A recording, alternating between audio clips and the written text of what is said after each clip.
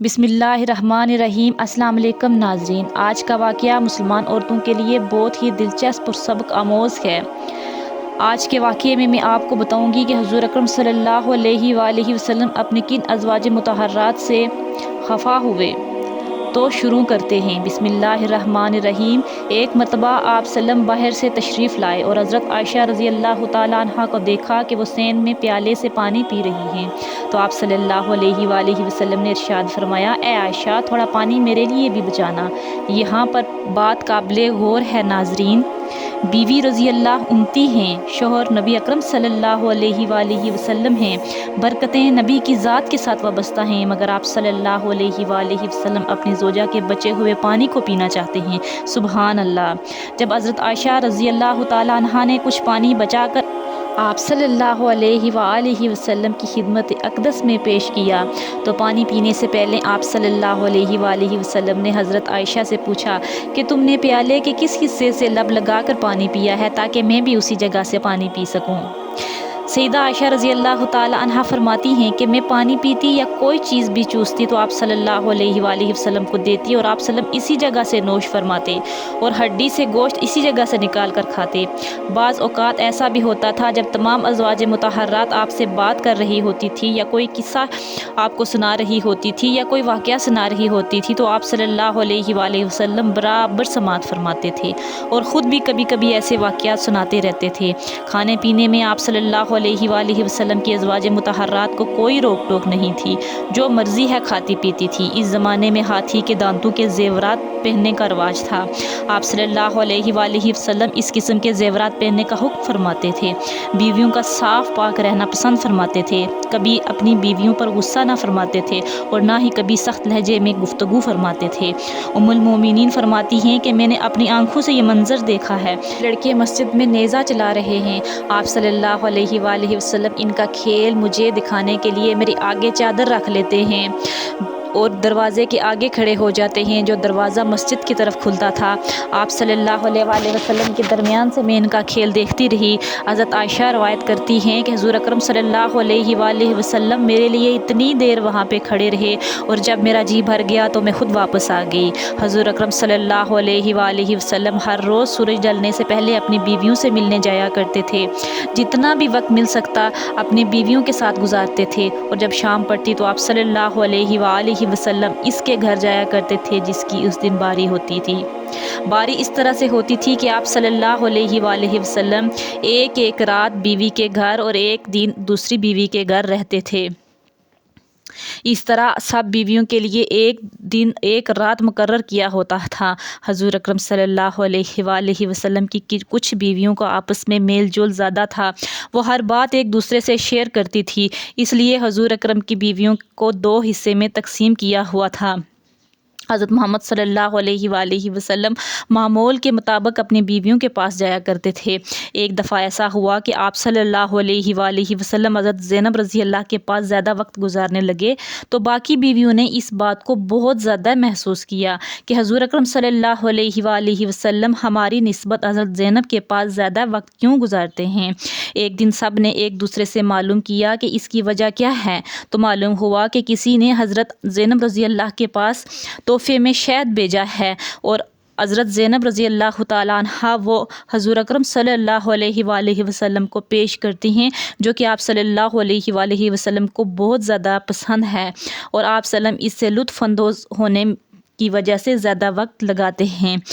ایک دن حضرت عائشہ حضرت سودا اور حضرت حفصہ کے پاس تشریف لائیں اور فرمایا کہ نبی اکرم صلی اللہ علیہ وآلہ وسلم زیادہ وقت حضرت زینب کے ساتھ گزارتے ہیں، جس کی وجہ سے ہم وقت سے محروم ہو جاتی ہیں، کوئی ایسا کام کرو، کوئی ایسی بات بتاؤ جس کی وجہ سے آپ صلی اللہ علیہ وآلہ وسلم حضرت زینب کے پاس کم وقت گزاریں۔ انہوں نے آپس میں سوچا کہ کیوں نہ ہم کوئی ایسی بات کریں جس سے نبی اکرم صلی اللہ علیہ وآلہ وسلم زیادہ ٹائم حضرت زینب کے پاس نہ گزاریں۔ تو سب نے یہ فیصلہ کیا کہ جو ہی حضرت محمد صلی اللہ علیہ وآلہ وسلم تشریف لائیں گے تو ہم سب ان سے پوچھیں گے کہ آپ کہاں تھے، اتنی دیر سے کیوں آئے ہیں۔ جب آپ صلی اللہ علیہ وآلہ وسلم جواب دیں گے تو ہم سب کہیں گی، ایسا محسوس ہوتا ہے کہ آپ سے مغافیر کے پھولوں کی بو آ رہی ہے، کیونکہ آپ صلی اللہ علیہ وآلہ وسلم کو کسی بھی قسم کی بدبو پسند نہ تھی۔ آپ صلی اللہ علیہ وآلہ وسلم سے ہمیشہ خوشبو آتی رہتی تھی۔ جب آپ صلی اللہ علیہ وآلہ وسلم حضرت حفصہ کے پاس تشریف لے گئے تو انہوں نے پوچھا، اے اللہ کے حضور، آپ اتنی دیر سے کیوں تشریف لائے ہیں؟ سب خیریت تو ہے؟ تو آپ صلی اللہ علیہ وآلہ وسلم نے فرمایا، میں زینب کے گھر سے شہد پی کے آ رہا ہوں۔ اس طرح باقی بیویوں نے بھی آپ سے یہی سوال کیا تو آپ صلی اللہ علیہ وآلہ وسلم نے ان کو یہی جواب دیا، جس پر انہوں نے کہا کہ اے اللہ کے حضور، آپ کے منہ سے مغافیر کے پھولوں کی بدبو آ رہی ہے۔ پھر آخر میں جب آپ صلی اللہ علیہ وآلہ وسلم حضرت حفصہ کے پاس تشریف لائے تو انہوں نے بھی یہی کہا کہ اے اللہ کے حضور، آپ کے منہ سے مغافیر کے پھولوں کی بو آ رہی ہے۔ ان کو معلوم تھا کہ نبی پاک صلی اللہ علیہ وآلہ وسلم کو کسی قسم کی بو پسند نہیں ہے۔ چنانچہ نبی اکرم صلی اللہ علیہ وآلہ وسلم نے اسی وقت حضرت حفصہ سے کہا کہ میں آج تمہارے سامنے قسم کھا کر کہتا ہوں کہ آج کے بعد میں کبھی شہد نہیں پیوں گا۔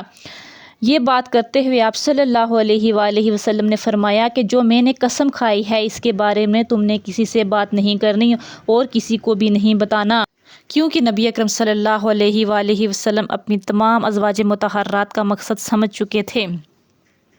اس طرح انہوں نے قسم کھائی کہ آج کے بعد نہ صرف زینب رضی اللہ سے بلکہ کسی سے بھی میں لے کے شہد نوش نہیں فرماؤں گا۔ مگر حفصہ رضی اللہ تعالیٰ عنہا کے پاس یہ بات نہ ٹھہری اور انہوں نے حضرت عائشہ رضی اللہ تعالیٰ عنہا کو یہ راز بتا دیا۔ ایک سورت بھی ہے جس کا نام سورت تحریم ہے اور یہ قرآن حکیم کے پارہ نمبر 18 میں ہے۔ اس میں ارشاد فرمایا گیا ہے کہ اے نبی، آپ اپنے لیے اس چیز کو کیوں حرام کر رہے ہیں جس چیز کو اللہ نے آپ کے لیے حلال کیا ہے؟ شہد ایک حلال چیز ہے، مگر آپ صلی اللہ علیہ وآلہ وسلم نے اپنی بیویوں کو خوش کرنے کے لیے شہد کو حرام کر لیا ہے۔ اللہ تعالیٰ بخشنے والا ہے اور کفارہ آپ صلی اللہ علیہ وآلہ وسلم کے لیے مقرر کر دیا گیا۔ تب آپ صلی اللہ علیہ وسلم نے حضرت حفصہ سے کہا کہ تم نے میری قسم کے بارے میں حضرت عائشہ کو کیوں بتایا؟ میں نے تمہیں منع کیا تھا اور کہا تھا کہ یہ راز کی بات ہے، ہم دونوں کے بیچ ہی رہنی چاہیے، مگر تم نے ایسا نہ کیا۔ تب حضرت حفصہ نے آپ صلی اللہ علیہ وآلہ وسلم سے پوچھا کہ آپ کو کس نے بتایا ہے کہ میں نے راز کو راز نہیں رکھا؟ اتنے میں نبی اکرم صلی اللہ علیہ وآلہ وسلم نے فرمایا کہ مجھے میرے رب نے بتایا ہے کہ حفصہ نے راز کو راز نہیں رکھا بلکہ حضرت عائشہ کو بتا دیا ہے۔ اب اگر تم دونوں اللہ کی بارگاہ میں توبہ کر لو تو اللہ پاک معاف فرمانے والا ہے اور وہ تمہیں معاف کر دے گا۔ اگر تم ضد میں رہی تو اللہ تعالیٰ تم سے سخت ناراض ہوگا۔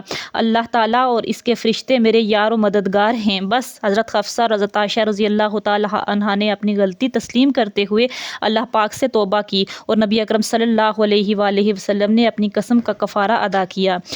اگر یہ بات یا یہ قسم کوئی عام بندہ کرتا تو اسے کوئی فرق نہ پڑتا، لیکن نبی تو اللہ کے نبی ہیں، ان کی ہر بات حق اور سچ ہوتی ہے۔ اگر اللہ پاک اس قسم کا کفارہ نہ مقرر کرتے تو شاید رہتی دنیا تک پینے سے منع فرما دیا جاتا۔ اللہ نے اس قسم کا کفارہ مقرر کیا کہ اگر میں کسی چیز کو حلال کرنے والا ہوں تو نبی اس چیز کو حرام نہیں کر سکتے۔ سورۃ نجم میں ارشاد باری تعالیٰ ہے، میرے نبی اپنی مرضی کے مطابق کوئی کام نہیں کرتے بلکہ وہ وہی کرتے ہیں جس کا حکم میں دیتا ہوں۔ اپنی بیویوں کو خوش کرنے کے لیے کوئی ایسا کام نہیں کرنا چاہیے جس سے حلال سے حرام اور حرام سے حلال ہو جائے۔ تو یہ تھی میرے نبی اکرم صلی اللہ علیہ وآلہ وسلم کی شان۔ اللہ حافظ۔